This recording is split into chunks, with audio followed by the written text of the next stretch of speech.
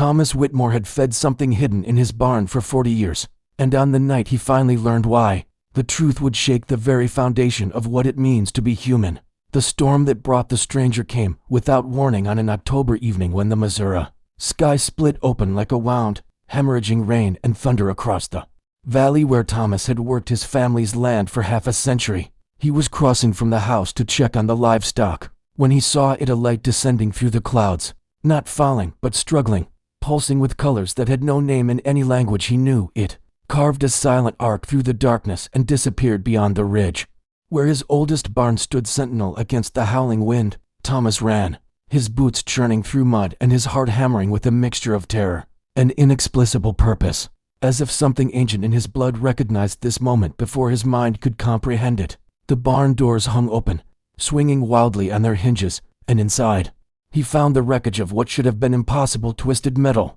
that seemed to breathe with dying light, scattered among the hay bales like the broken bones of a fallen star. And there, crumpled in the corner beneath the shadow of his grandfather's workbench, was the creature. It was small, no larger than a child, its skin luminescent even, in distress, colors shifting across its form like oil on water, and its eyes, oh, those eyes held an intelligence so profound that Thomas felt his soul recognized, before his mind could process fear. Blood, if that's what the silver liquid pooling beneath it could be called, seeped from wounds across its torso, and when those impossible eyes met his, Thomas felt something break open inside his chest, a door he didn't know existed swinging wide to let in a light he'd only glimpsed in his deepest prayers. The creature raised one trembling hand toward him, 3 delicate fingers extending in what could only be a plea, and in that gesture Thomas saw every abandoned thing he'd ever sheltered, every wounded animal he'd ever nursed, every act of mercy his mother had taught him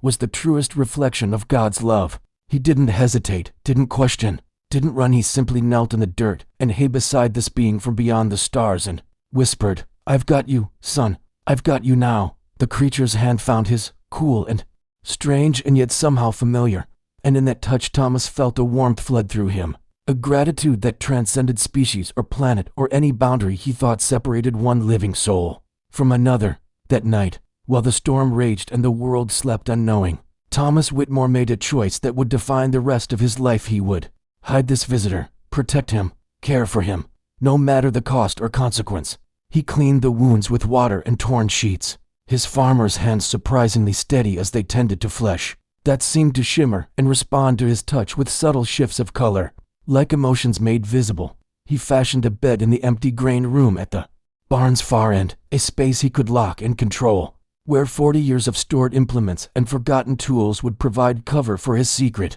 The creature he would later learn to call him Elo, a name that came not through sound, but through the sharing of something deeper than words. Watched him work with those luminous eyes, and Thomas felt observed by something that saw not just his actions, but the intention behind them, the goodness he'd spent a lifetime trying to cultivate in a world that often seemed to reward the opposite. When he finally sat back, exhausted and trembling with the magnitude of what he'd done, Elo reached out again and touched his weathered cheek, and suddenly, Thomas's mind filled with images, not words but feelings, concepts, a wash of gratitude and sorrow and something that felt achingly like hope. In that moment, Thomas understood with a clarity that bypassed all doubt. This was not chance, not accident, not random cosmic coincidence. He had been chosen for this, called to it, and though he couldn't yet fathom why or what it meant, he felt the same certainty he'd known on the day he'd accepted Christ into his heart, that he was standing at the threshold of a mystery greater than himself, and that stepping forward in faith was the only path that mattered. So he did what he'd always done when faced with the impossible. He prayed, there in the barn with an alien creature from the stars, and asked God to give him the strength and wisdom to honor whatever purpose this strange mercy was meant to serve. The next morning, Thomas woke before dawn as he always had, but nothing would ever be ordinary again, because hidden in his barn was a secret that connected earth to heaven in ways he was only beginning to glimpse. He told his wife Martha he was reorganizing the old barn, that he needed privacy for a project, and she, bless her trusting heart, simply nodded and packed him extra lunch, understanding after 30 years of marriage that her husband sometimes needed solitude to work through whatever weighed on his soul. He brought Elo food and water, simple things at first: bread, milk, an apple from the tree his father had planted and watched in fascination. as the creature examined each offering with careful reverence, before consuming them in ways that seemed part physical, part something else entirely, as if he were taking in not just sustenance, but the love and intention with which they were given. Thomas sat with him for hours that first day, speaking softly about the farm, about his life, about the God he served and the Christ he followed. And though Elo made no sound in return, Thomas felt responses, waves of emotion, bursts of understanding, questions that formed not in his ears but directly in the center of his being. It was then that Thomas realized he was no longer alone in the deepest sense, that he'd been given a companion who existed outside all the normal boundaries of human connection, and that this relationship would teach him truths about love and faith and the vast mercy of creation that no sermon or scripture alone could convey. He didn't know then that this would continue for 40 years, that he would grow old while Elo remained unchanged, that he would keep this secret even from those he loved most. He only knew that in caring for this stranger from the stars, he was somehow caring for something sacred, protecting a truth that would one day need to be revealed, and that his simple acts of daily kindness were part of a story so much larger than one man's life could contain. The years became a rhythm of silent communion, each day bringing Thomas to the barn with food and questions, each night sending him back to the house with mysteries deepening in his chest like roots seeking water in drought-hardened soil. He asked Elo everything: where he came from, why he had crashed, what purpose brought him across the unfathomable distances between stars, and each time, the response was the same haunting refusal, wrapped in sorrow so profound it made Thomas weep without understanding why. Instead of answers, Elo would take his weathered hand and fill his mind with visions that left him gasping, images of worlds spinning in darkness like jewels on velvet, of civilizations rising and falling like wheat before the harvest, of lights moving through the cosmos with intention and purpose that suggested intelligence operating on scales that made human history seem like a single breath in an eternal wind. Thomas would see stars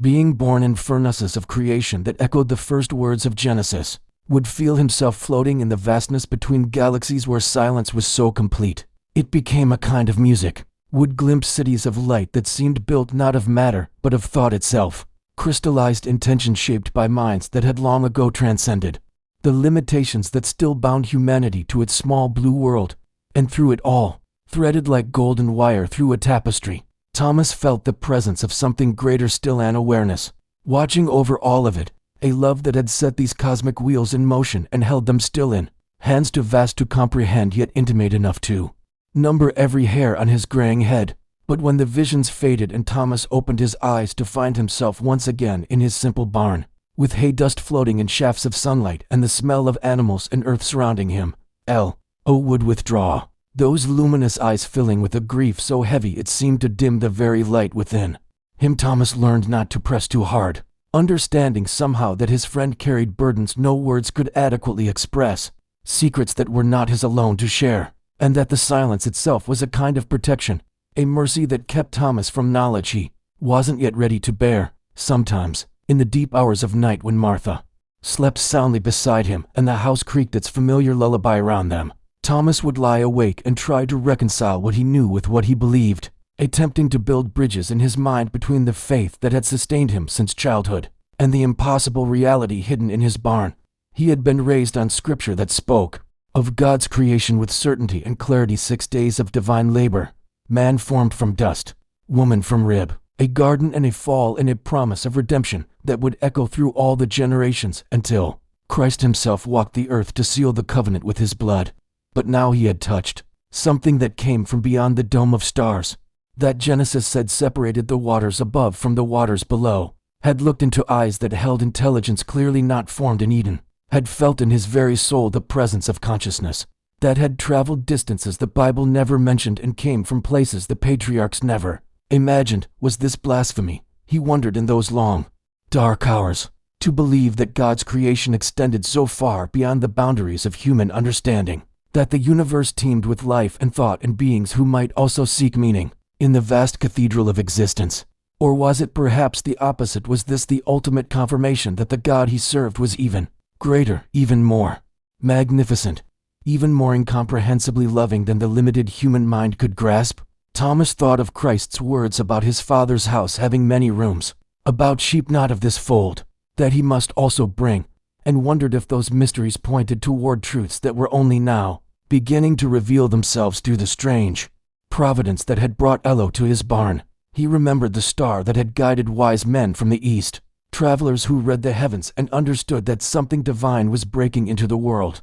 and he wondered if perhaps humanity's tendency to look up had always been preparation for this, for the moment when we would discover we were not alone, that the cosmos itself was alive with purpose, and that every spark of consciousness, whether born under Earth's sun or distant stars impossibly far away, was held in the same eternal love that had spoken all things into being. The asking and the silence became their own form of conversation, a dance of longing and withholding that somehow deepened the bond between man and alien until Thomas could no longer imagine his life without this daily pilgrimage to the barn, without the touch of Elo's hand and the flood of wordless understanding that passed between them. His children grew and left, building lives in cities where the sky was too bright with human light to see the stars clearly, and Martha aged beside him with grace, never quite asking about the hours he spent in the barn, but trusting in the goodness she'd always known in him, even when she couldn't fully understand its expression. Thomas's body began the slow betrayal that comes to all flesh, his back stooping from decades of labor, his hands gnarling like the roots of the old apple tree, his breath coming shorter with each passing season, while Elo remained unchanged, untouched by time, eternal in ways that should have been reserved for the divine alone. And still, whenever Thomas asked why here, why him, why this long vigil of silence and hidden presence, Elo would only take his hand and show him stars, let him feel the ache of distances too vast to cross, and fill him with a sorrow that Thomas came to recognize as homesickness, not for a place but for a purpose not yet fulfilled. In those moments, Thomas would pray aloud, his voice rough with age and emotion, asking God to comfort the stranger who seemed as lost as any soul he'd ever encountered. And he could feel Elo's surprise at this, that a human would intercede with the divine on behalf of a creature most would call alien or demon or threat. But Thomas knew better, had always known from that first night when their eyes met across the wreckage of the impossible, that whatever Elo was, wherever he'd come from, he was also a child of the same Creator who had breathed life into Adam's clay, and that the mercy of God knew no boundaries that human fear or ignorance could construct. On the morning of his 80th birthday, Thomas woke with a clarity that pierced through the fog of his failing body like sunlight through morning mist, and he knew with absolute certainty that his time was measured now not in years or even months, but in the precious currency of days and hours. The cancer that had been growing silently inside him had finally made itself known through pain that no amount of stoic farmer's endurance could mask, and the doctor in town had spoken gently of comfort rather than cure, of time to say goodbye rather than time to plan for harvests he would not live to see. Martha held his hand across the breakfast table, her eyes bright with tears she was trying to be strong enough not to shed, and their children gray-haired themselves now, with grandchildren who barely knew the old man, who smelled of earth and hay gathered around with the awkward tenderness of those who know death is coming but don't know how to welcome it. Thomas accepted their love with gratitude, but his mind was already in the barn, already with Elo, already forming the words for one final question he knew he had to ask before the door between this world and the next opened to receive him. When the house finally quieted and Martha dozed in her chair, exhausted from emotion and the weight of impending loss, Thomas rose with effort that cost him dearly and made his way one last time across the yard, where he'd walked 10,000 times before, each step a prayer, each breath a gift he didn't take for granted. He found Elo waiting, as if he'd known this moment was coming, standing in the center of the barn with light playing across his form in patterns. Thomas had learned to read his emotion, and this time the pattern spoke of grief and readiness and something that looked achingly like relief. Thomas crossed the distance between them, placed his trembling hand on Elo's shoulder, and spoke the words that would finally break the silence of for decades. I'm dying, my friend,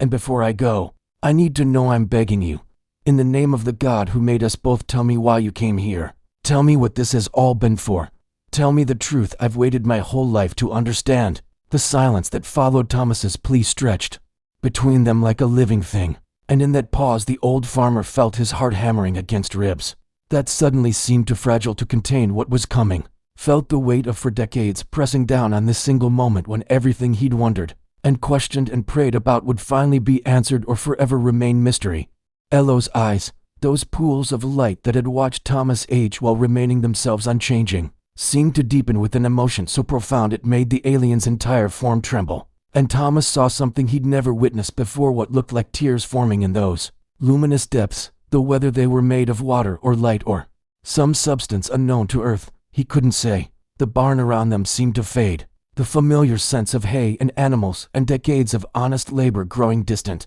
as if the world itself was holding its breath, waiting for whatever was about to break through the dam of silence that had held so long against Thomas's gentle, persistent questioning. Then Elo reached out with both hands, not just one as he'd done countless times before, and when those long fingers closed around Thomas's weathered palms, the old farmer felt a warmth that started in his hands and spread up his arms and into his chest, where it bloomed like sunrise after the longest night, and he knew without words that everything was about to change, that the answer he'd begged for was coming, not as explanation, but as experience, not as information, but as transformation. The vision that flooded Thomas's mind came not gradually like the glimpses Elo had shared before, but as a deluge, a rushing river of understanding that swept away every assumption he'd built his life upon and replaced them with something so much vaster and yet so intimately familiar. It made him gasp aloud with recognition even as his knees buckled beneath him. He saw the earth as it had been before humanity,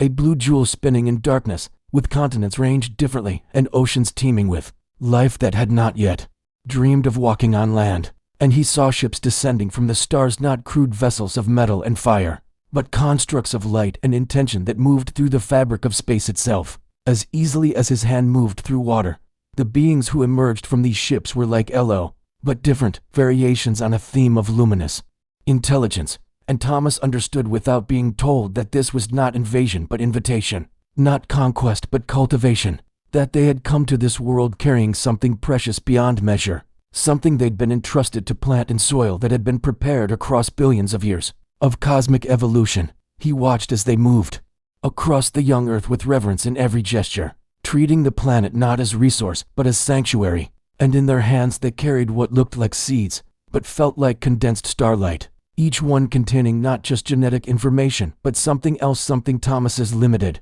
vocabulary could only name as soul, as divine spark, as the very breath of God compressed into potential, waiting for the right moment to bloom into consciousness. The vision shifted and Thomas found himself witnessing the moment when matter and spirit merged, when the biological machinery these ancient visitors had so carefully designed became inhabited by something that transcended biology entirely, when the first humans opened their eyes and looked up at the stars from which their creators had come and felt within themselves the stirring of questions that no animal had ever asked. He saw that these humans were not separate creations, but the fulfillment of a plan older than galaxies, that the vast intelligence he'd always called God had set in motion forces across time and space that would eventually result in beings capable of love and choice and sacrifice, capable of reflecting back the divine nature that had imagined them into existence across eternities of patient preparation. Thomas understood now that evolution and creation were not enemies,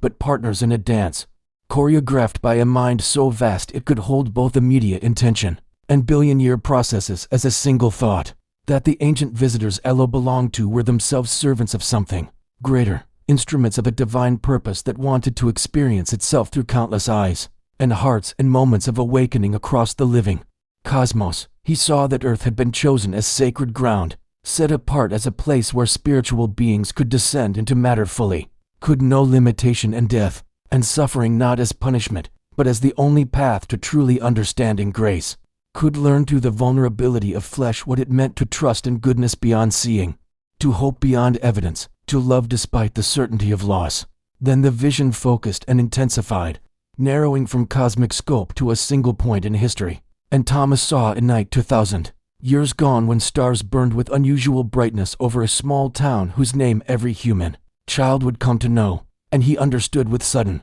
overwhelming clarity that everything, all the preparation, all the patience eating, all the ages of human struggle and growth had been moving toward this moment, when the intelligence behind all creation would do the unthinkable and enter its own experiment. He watched as God became man, as infinite compressed itself into infant form, as the force that held galaxies in their orbits learned to grasp with tiny fingers and cry with genuine need, And Thomas wept because he saw now that Jesus was not separate from the cosmic story Elo had shown him, but its culmination, the moment when the divine said to all its children, whether born of earth or distant stars, that love was willing to cross any distance, breach any separation, endure any suffering to bring its beloved home. Elo's presence in Thomas's mind spoke without words now, explaining that every guardian placed on earth, every watcher hidden among humanity across the centuries, had been waiting for this truth to take root, had been protecting the bloodlines and preserving the stories and ensuring that the message of that ultimate sacrifice would not be lost to time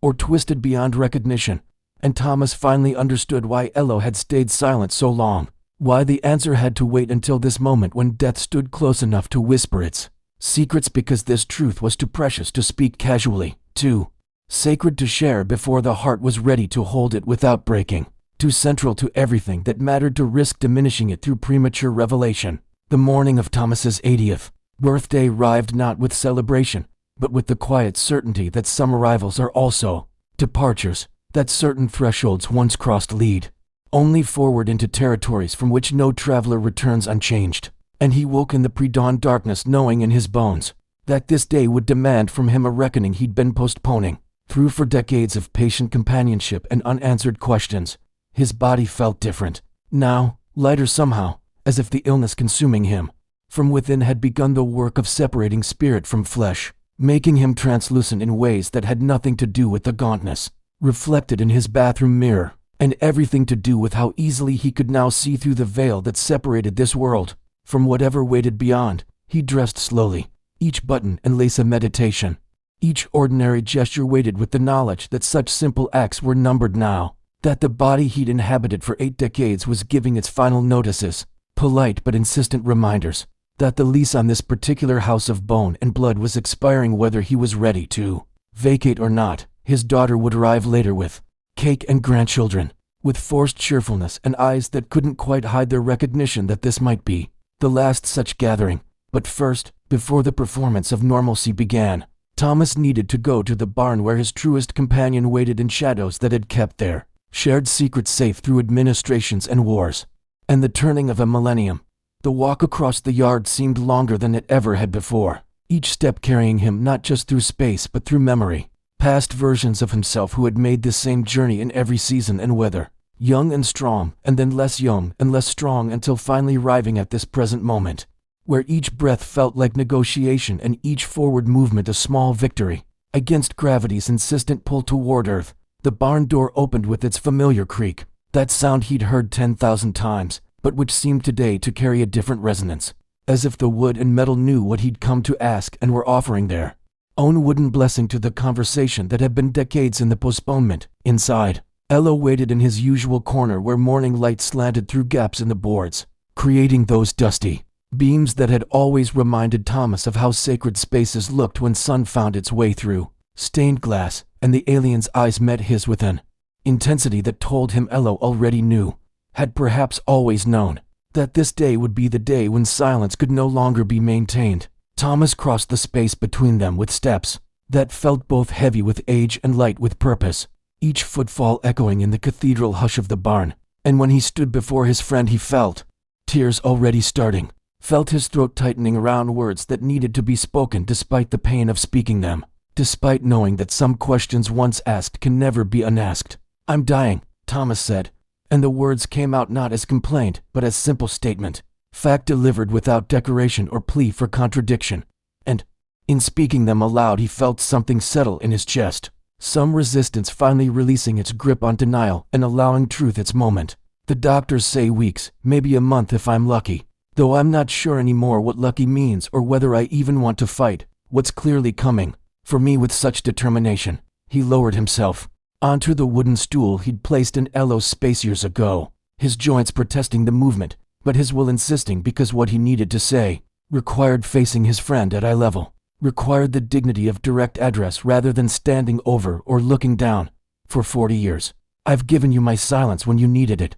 respected your privacy even when curiosity ate at me like acid, trusted that you had reasons for keeping your secrets and that those reasons were good ones. But I'm asking you now, begging you really, to give me this one thing before I go." His voice cracked on the last words, and he let it crack, Let the vulnerability show, because pretending strength in the face of death seemed suddenly like the worst kind of dishonesty. And he saw Elo's luminous eyes widen with something that looked heartbreakingly like grief. Tell me why you came here. Tell me what all this has meant. Help me understand what I've been part of all these years, because I need to know before I meet whatever's waiting on the other side. Need to carry that knowledge with me like a candle into the darkness. Need to believe that my life and your presence and this strange, beautiful friendship were part of something that mattered beyond just the two of us and this barn and these hidden years. The air between them seemed to thicken with weight of the moment, particles of dust, suspended in the morning light, becoming suddenly visible and somehow significant,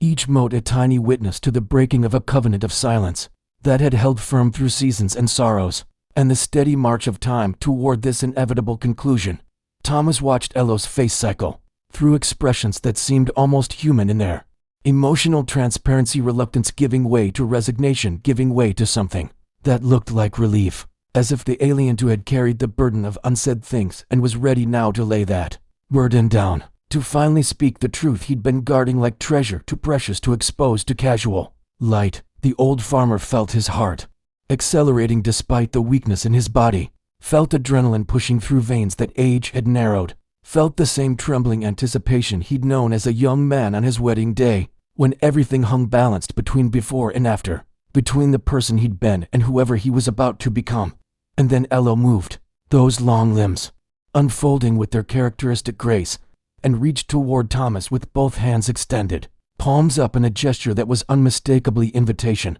offering not just touch but passage, not just contact but communion. And Thomas understood without being told that the answer he'd begged for would not come in words, because words were too small to hold what needed to be shared, that truth this large required a different kind of language, that he was being offered not explanation but experience. And his own weathered hands rose to meet Elo's luminous ones as tears streamed down his weathered cheeks, and the barn filled with a light that came from everywhere and nowhere, from within and without, from the space between heartbeats where eternity waits patient and ready for those who finally dare to ask. The moment their hands touched, Thomas ceased to exist as a singular point of consciousness contained within the failing architecture of his body, and became instead something vast and distributed, his awareness exploding outward like light through a prism, fragmenting and expanding until he was simultaneously himself and not himself, until the barn and the farm and the small circle of his 80-year life became just one note in a symphony so immense that galaxies served as its measures and eternity provided its tempo. He felt Elo's mind merge with his own, not as invasion, but as homecoming, to streams of consciousness flowing together into a single river. And in that union he understood that thought itself was not confined to neurons and synapses, but was a fundamental property of the cosmos, woven into the fabric of space and time like gravity and light, and that minds were merely receivers tuning into frequencies that had been broadcasting since before the first star ignited in the primordial dark. The barn walls became transparent, then irrelevant, then simply ceased to register as his perception expanded beyond the limitations of eyes and optic nerves, and he found himself hovering in a void that was not empty, but pregnant with potential, a darkness that pulsed with intention and purpose. And he heard without ears a voice that was not Elo's voice alone, but seemed to speak through the alien, using him as instrument and amplifier both. "What I show you now," the voice said, and Thomas felt the words resonate in his chest like struck bells, "is not just history, but the foundation upon which your very existence stands. The architecture of a love so vast that it required the birth of universes to properly express itself. And though your species has glimpsed fragments of this truth through prophets and mystics and moments of grace, you have never seen the pattern whole, never understood how every piece fits into the design that the Creator set in motion before time itself learned to count its own passing." The darkness around Thomas began to coalesce into forms and images, and he watched with wonder that bordered on terror, as the story of his species unfolded before him, not as narrative, but as lived experience, as if he were simultaneously witness and participant in events that had occurred millennia before his birth yet were somehow still happening in an eternal present, where past and future collapsed into a single moment of infinite now. He saw a civilization that had evolved in the depths of time when Earth was still molten and chaotic, beings of pure consciousness who had learned to shape matter with thought and bend the laws of physics through understanding so profound it was indistinguishable from what humans would later call magic, and he understood that these ancient ones had been wrestling with questions that transcended survival and reproduction, grappling instead with the nature of meaning itself and the terrible, beautiful burden of consciousness that knew itself to be conscious. They had mapped galaxies and unraveled the equations that governed reality's smallest components, had achieved immortality and conquered death, and touched the edges of omniscience, yet in all their searching and achieving they had encountered an emptiness at the heart of existence that no amount of knowledge could fill, a longing that whispered of something greater than themselves, a presence they could sense but not quite reach, as if creation itself were a message written in a language they had forgotten how to read. And then Thomas saw the moment of their great awakening, felt the collective gasp of an entire civilization as they finally understood that the universe was not a random accident of physics, but a deliberate expression of consciousness so vast that calling it God seemed simultaneously inadequate, and the only word that came close to capturing its essence they had discovered not through science but through the humility that comes after science has exhausted its explanations, that they themselves were not the architects but the architecture, not the composers, but the notes being sung in a song that preceded and would outlast them. And in that recognition, they found both their purpose and their calling to continue the work of creation by bringing forth new vessels through which the divine could experience itself in forms and dimensions they themselves could never access. Thomas felt himself pulled forward through time, consciousness riding the current of millennia as the ancient ones began their great work. And he witnessed with awe that bordered on worship as they seeded worlds across the spiral arms of countless galaxies, each planet carefully selected and prepared to nurture life, each ecosystem balanced with precision that would make master watchmakers weep with envy. But Earth, he saw now with clarity that struck like lightning through his expanded awareness, Earth had been different from the beginning, chosen not for convenience or random chance, but with specific intention, selected as the stage for an experiment so daring and dangerous that many of the ancient ones had argued against it, warning that what they proposed could end in tragedy and suffering beyond calculation. They had decided to create not just life, but beings made in the image of the divine itself, creatures granted the terrible gift of free. Thomas felt the ancient ones' intention wrap around his consciousness like a blanket woven from starlight and purpose, and he understood now why Earth had been chosen, why this small blue world circling an unremarkable star in an ordinary spiral arm had been selected to host the most audacious experiment consciousness had ever attempted. He saw the planet as the ancient ones had first seen it, raw and wild and perfect, its oceans teeming with potential, its atmosphere thick with the chemistry of becoming, and he felt their reverence as they approached this world,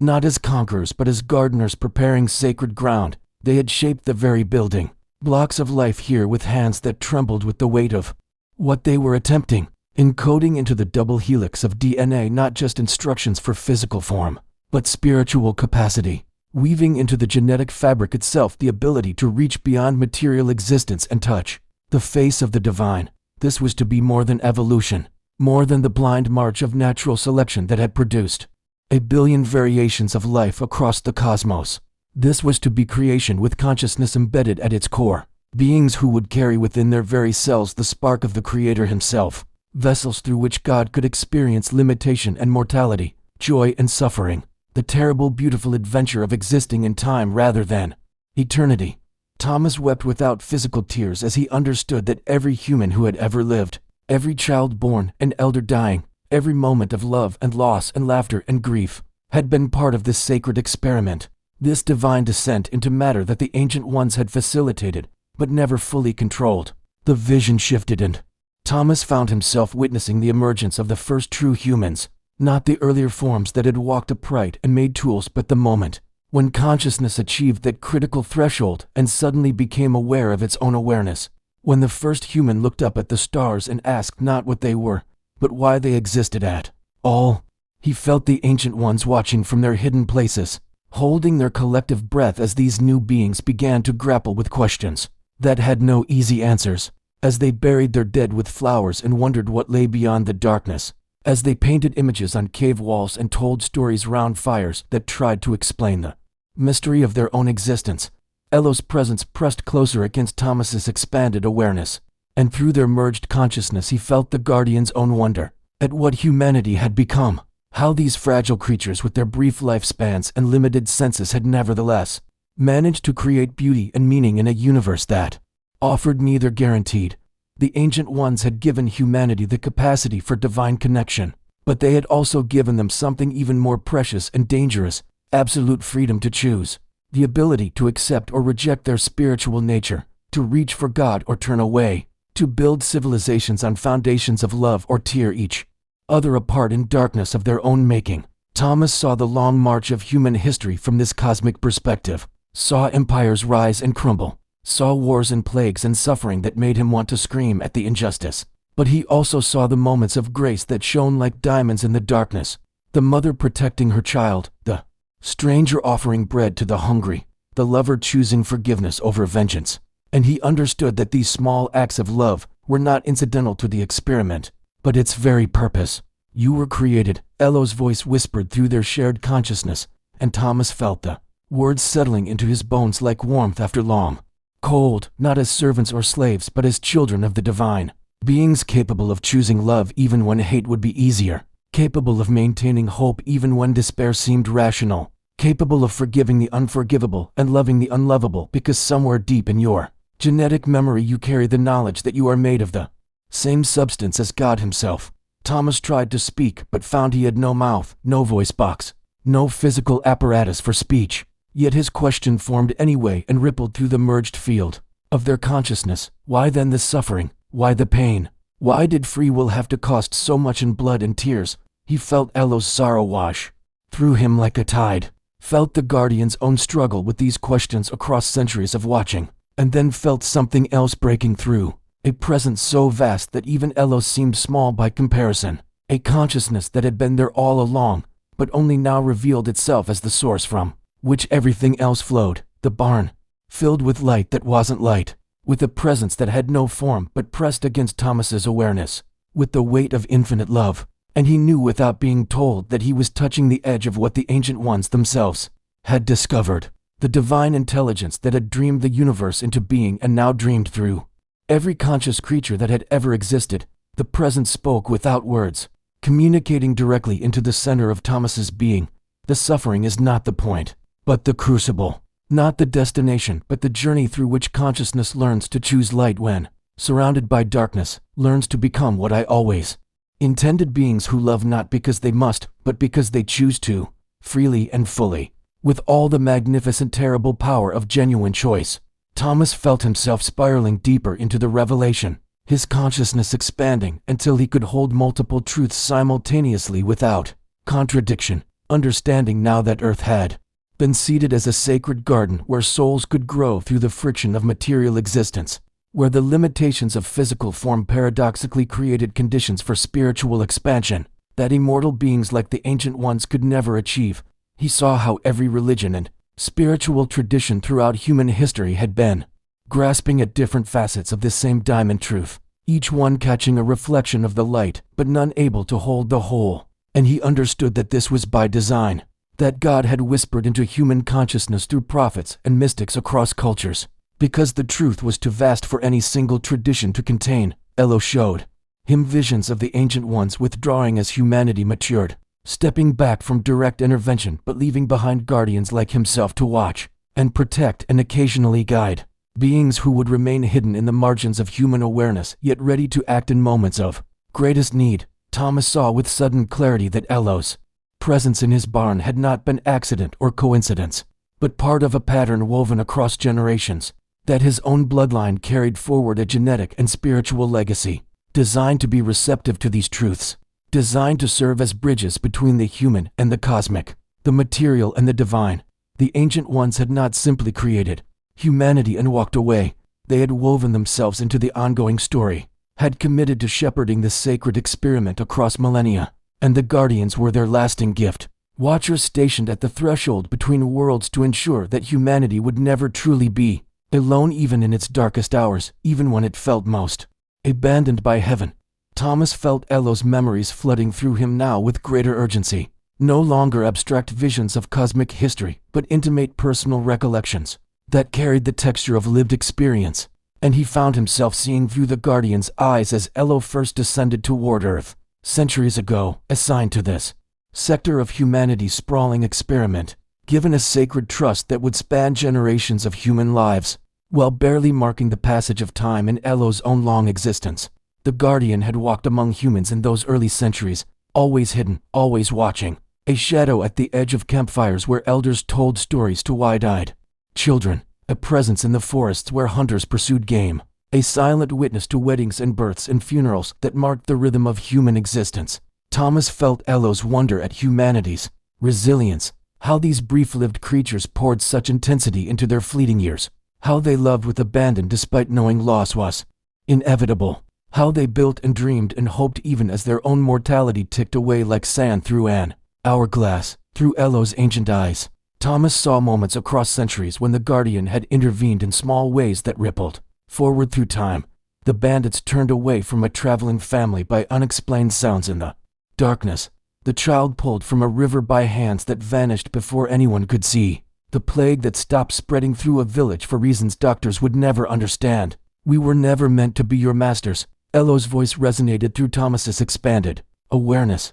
each word carrying weight accumulated across centuries of service. But your guardians in the truest sense, watchers at the gates of human destiny, sworn to protect the sacred experiment without interfering in the choices that would define your species and determine whether the Ancient One's faith in humanity was justified or misplaced. Thomas felt the loneliness that had accompanied Elo through those long years, the isolation of bearing witness to human joy and suffering while remaining forever separate, unable to fully participate in the connections that gave human life its meaning, unable to love as humans loved because guardians had been created for purpose rather than relationship. Yet Thomas also felt something else in Elo's memories, a growing affection for this strange species that the Guardian had been assigned to protect, an admiration that deepened with each generation as he watched humans struggle and fail, and rise again, watched them create art and music that had no survival value, but fed something hungry in the human soul, watched them sacrifice themselves for each other,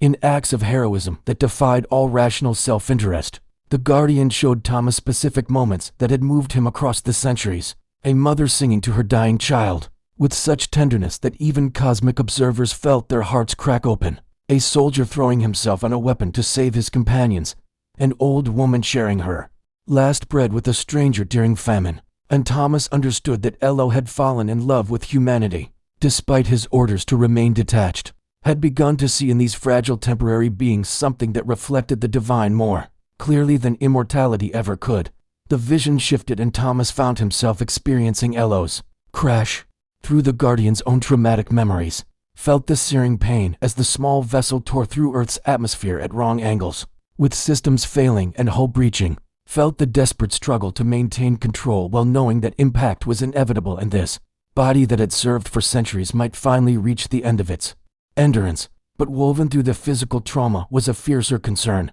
a mission-oriented panic that had nothing to do with self-preservation and everything to do with the bloodline Elo had been tracking, the genetic thread that the Ancient Ones had marked as spiritually significant, carriers of a receptivity to divine truth that made them essential to humanity's continued evolution toward its highest potential. Thomas saw his own ancestors through Elo's watchful gaze, saw great-great-grandparents he'd never known walking fields that would one day become his farm, saw the spiritual light that guardians could perceive shining more brightly in this lineage than in most human souls, a beacon of receptivity that meant these people and their descendants would be able to hear truths that others might dismiss as madness or fantasy. Elo had been repositioning to maintain closer watch over this bloodline when the systems failed, when what should have been a routine surveillance became a catastrophic malfunction that sent him spiraling toward the very land he'd been protecting. And Thomas felt the Guardian's grim satisfaction even in the midst of crisis,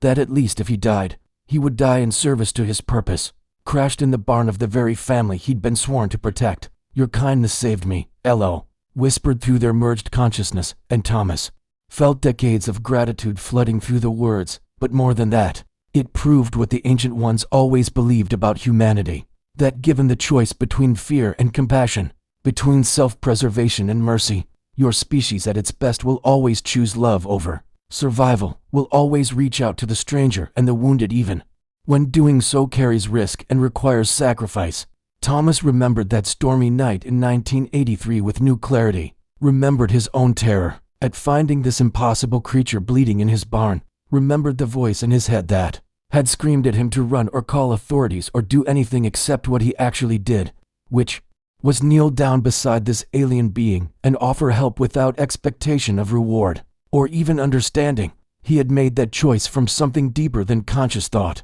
some instinct written into his very cells by the ancient ones who had designed humanity to be capable of exactly this kind of irrational grace, and in making it he had fulfilled the purpose his bloodline had carried across generations, had proven that the experiment was working, that humans could recognize the sacred even in utterly unfamiliar forms, and respond with love instead of violence. Elo showed him how that single act of mercy had rippled through the cosmic awareness the Guardians shared, how Thomas's choice had been noted and celebrated among the Watchers, how it had renewed their faith during a century when humanity seemed increasingly lost in materialism and violence, and forgetfulness of their spiritual nature. And Thomas wept to understand that his simple farmer's life had mattered in ways he never could have imagined, that his faithfulness to this strange friendship had been a light in the darkness that even cosmic beings had needed to see. Through the storm of memories and cosmic history, Thomas felt Elo gently redirecting his consciousness towards something even more profound,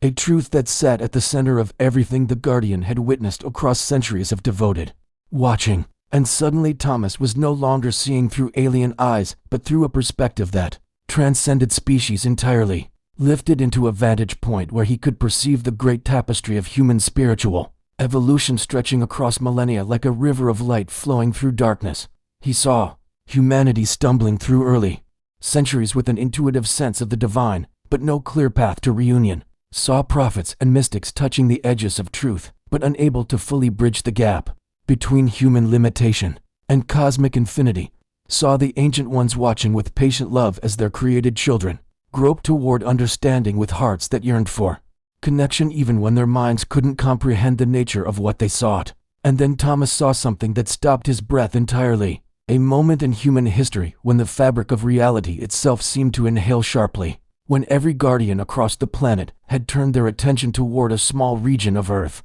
where something impossible was beginning to unfold, where the creator of the ancient ones themselves, the source from which all consciousness flowed, was preparing to do something that had never been done in all the vast stretches of cosmic history. God entered his own creation. Elo's voice carried reverence that made Thomas's soul tremble like a leaf in wind, not as observer or judge but as participant, taking on the very limitations he had designed into human existence, subjecting himself to hunger and pain and the terrible vulnerability of flesh, so that humanity would finally understand they had never been abandoned, never been alone, never been anything less than beloved children whose creator would go to any length to show them the way home. Thomas saw Jesus through Elo's memories now, saw the Guardians' overwhelming awe as they recognized divinity walking among humans in human form, watched this impossible incarnation live out a life that demonstrated everything the Ancient Ones had hoped humanity could become: perfect love made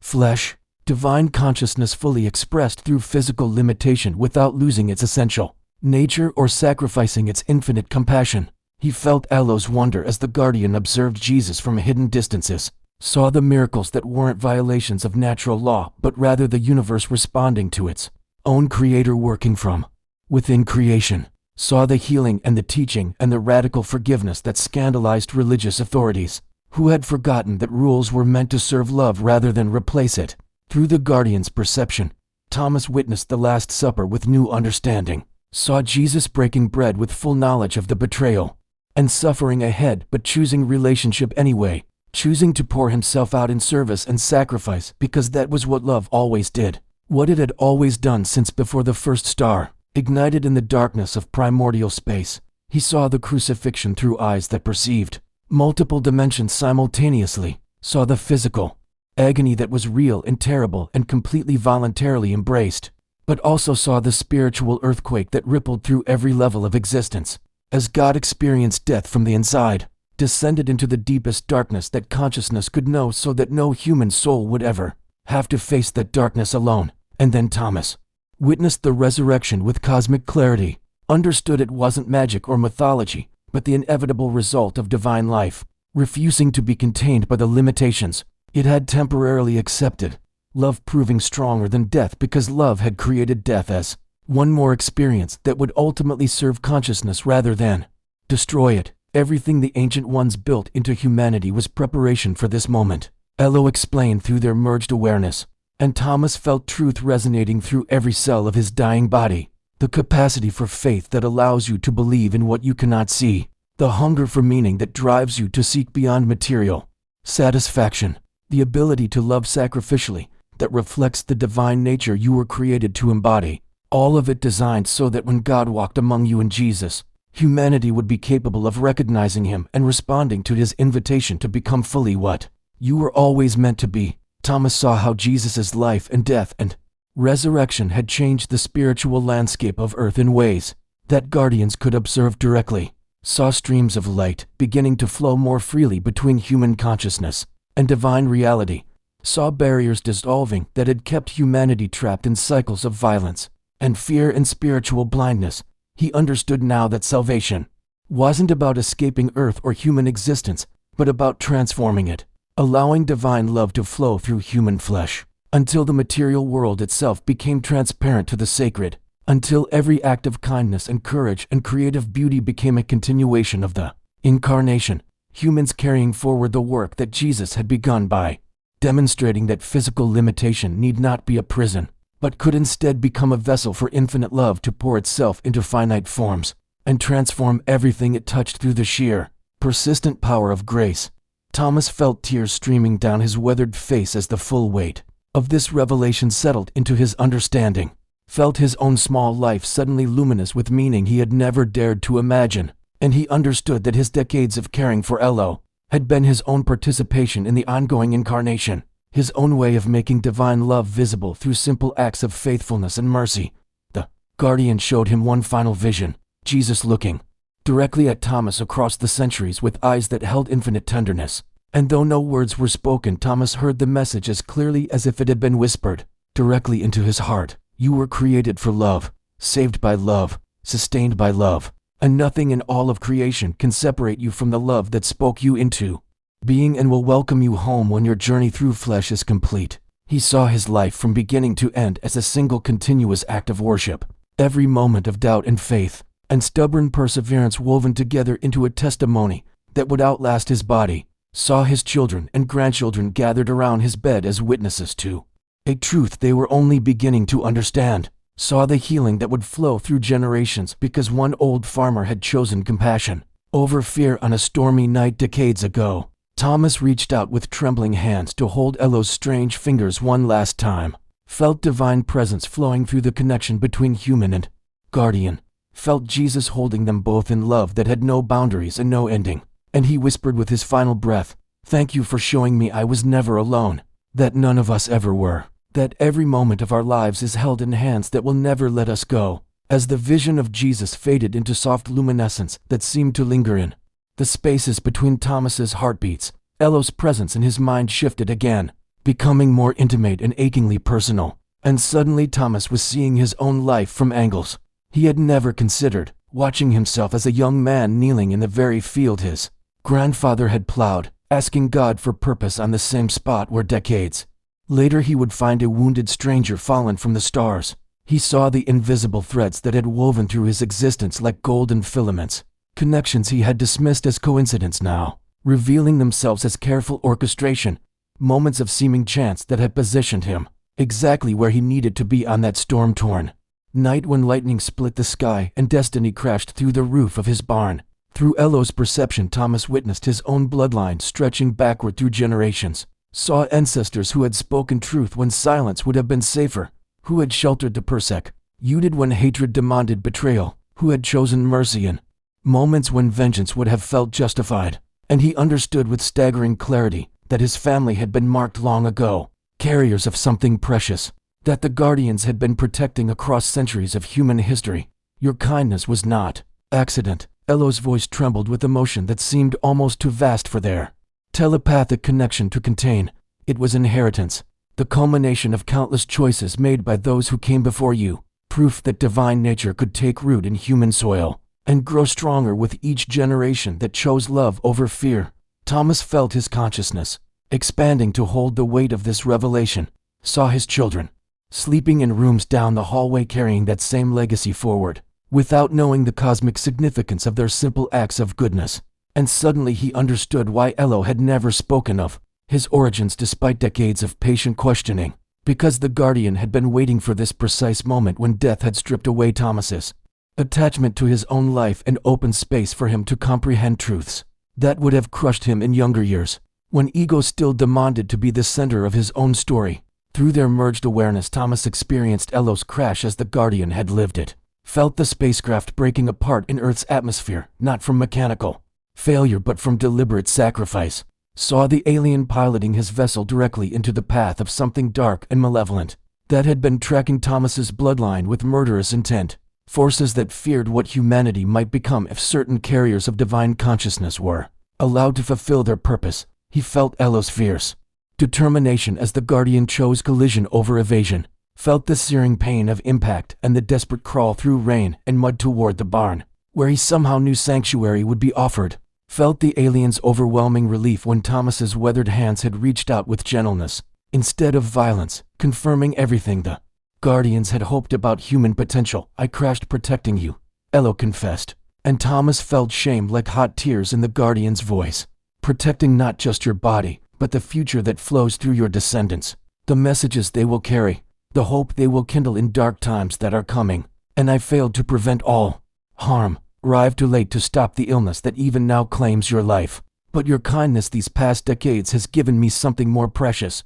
than successful mission completion. The barn around them seemed to fade as Elo showed Thomas what his compassion had meant across the years, revealed how every meal brought in secret, every gentle word spoken to ease the Guardian's homesickness, every moment of friendship offered to a being who should have been feared, had sent ripples through dimensions that Thomas couldn't perceive, had broadcast evidence across vast cosmic distances that humanity was ready, was worthy, was becoming exactly what the Ancient Ones had prayed their creation might evolve into when they first seeded consciousness in ape-descended flesh, and waited to see what love might grow. Through the Guardian's memories, Thomas saw other watchers observing his simple acts of mercy, saw their hope rekindling when so much of what they witnessed in human civilization gave cause for despair, saw his faithfulness becoming testimony that the divine experiment had not failed, that Jesus' sacrifice had indeed changed something fundamental in human nature, had opened channels through which grace could flow more freely with each generation that chose to participate in the ongoing incarnation by treating strangers as sacred and loving beyond the boundaries of their own species. Thomas understood now that the test had never been for Elo's benefit, but for his own, that in caring for the alien he had been caring for Christ himself in the way that Jesus had promised would be counted as righteousness, feeding the hungry and welcoming the stranger without knowing that the stranger carried proof that humanity's small acts of love echoed through eternity and mattered more than any kingdom or empire or theological argument ever could. You showed me that humans are ready to take their place, Elo whispered with reverence that made Thomas's failing heart surge with unexpected strength, ready to understand that the universe is not cold mechanism, but living love, made manifest in infinite forms, that God's creative work did not end with Earth, but flows through countless worlds, and that humanity's unique gift is not intelligence or technology, but the capacity to love sacrificially as Jesus demonstrated, to pour yourselves out for others even especially when it costs you everything.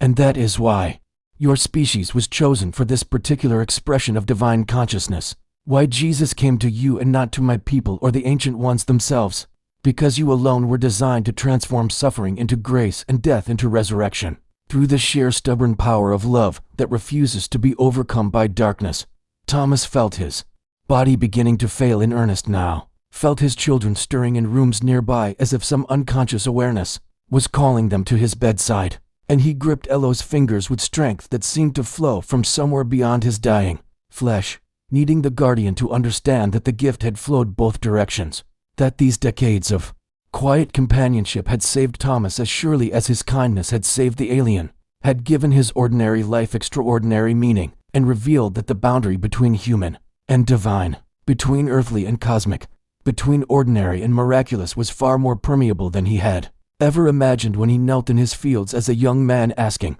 God for purpose and never dreaming that purpose would arrive through a hole in his barn roof. Wearing skin that reflected starlight, Thomas heard footsteps on the stairs, the familiar creak of the seventh step that had announced his children's midnight fears and teenage secrets for decades, and he knew without looking that Sarah and Michael and little Rebecca, who wasn't little anymore, were ascending through darkness toward a moment that would reshape everything they believed about their father's solitary life. In this weathered farmhouse, at the edge of fields that had fed 3 generations, Elo's grip tightened as if the Guardian could feel them approaching, and Thomas sensed something shifting in the alien's energy, a preparation like breath drawn before the first word of a confession that has waited too long to be spoken. And he understood with sudden clarity that his death was not tragedy but doorway, not ending but revelation, the moment when what had been hidden could finally be made manifest because his life had earned the right to this witnessing. The bedroom door opened slowly and Sarah gasped,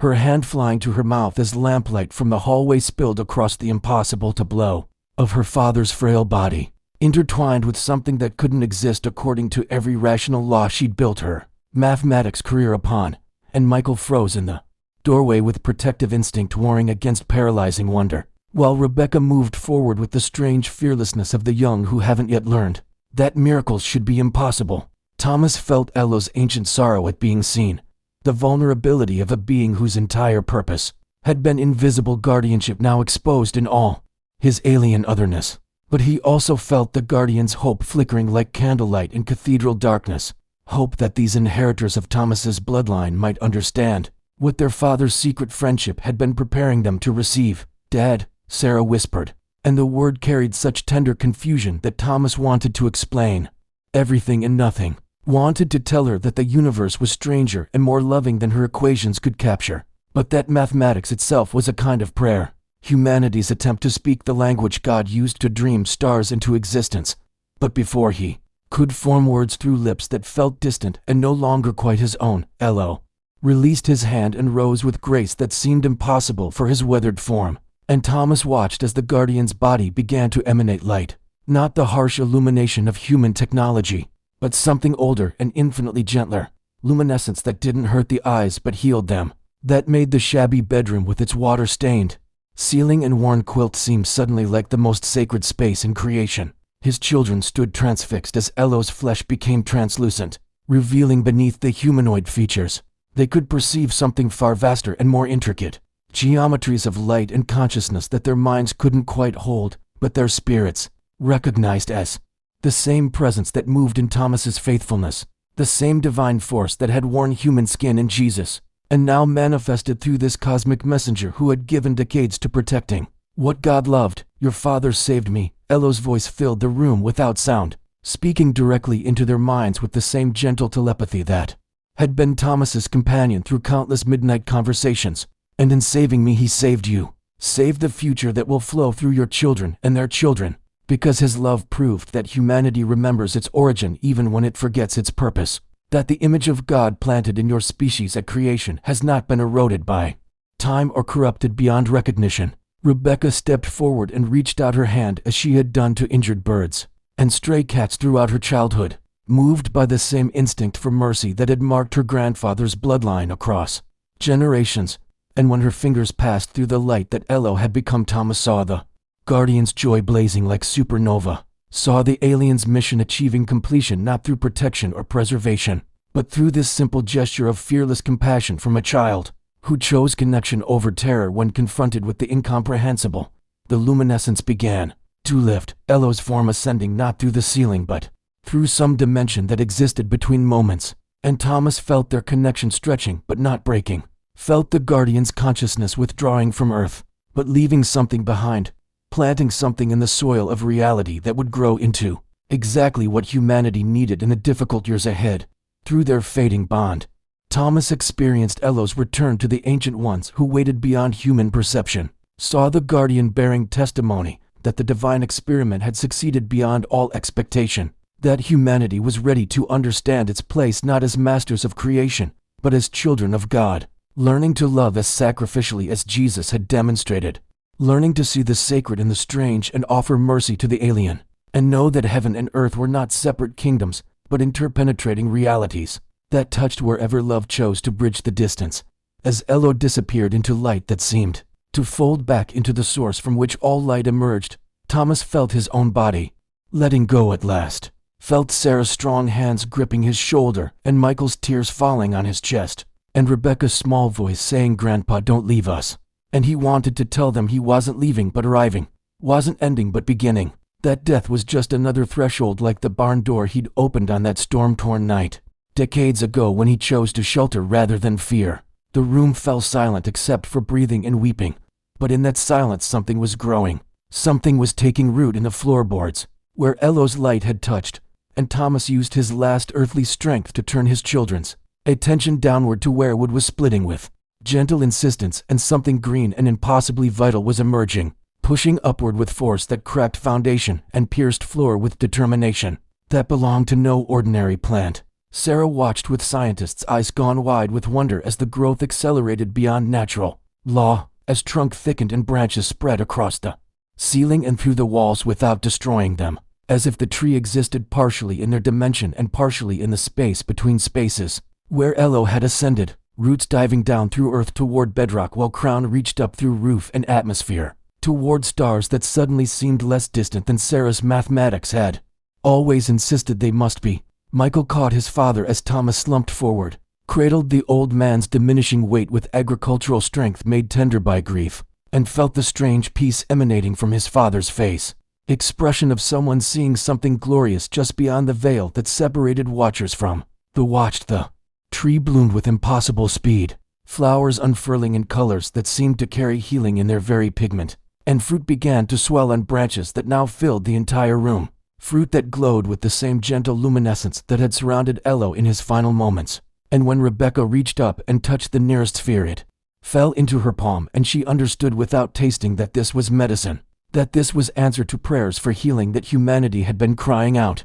since the first child fell ill, and the first parent begged heaven for mercy. Thomas breathed his last as the first fruit touched earth, breathed out into the inhale of eternity with smile of absolute certainty that everything he'd believed about God's love had been not wishful thinking, but fundamental truth, that Jesus was not myth, but eternal reality woven into the fabric of existence, and that his simple life of faithfulness had participated in something far grander than he'd ever dared imagine when he knelt in his fields as a young man, asking God for purpose and never knowing that purpose would wear alien skin and carry message from beyond the stars, that humans were beloved beyond measure, were known by name across cosmic distances, were held in mind, that dreamed galaxies and numbered sparrows and chose to enter its own creation, wearing human flesh to prove that love was not sentiment but the force that sustained reality itself. Was the truth waiting for you hidden in plain sight all along? Subscribe to witness more encounters that bridge heaven and earth.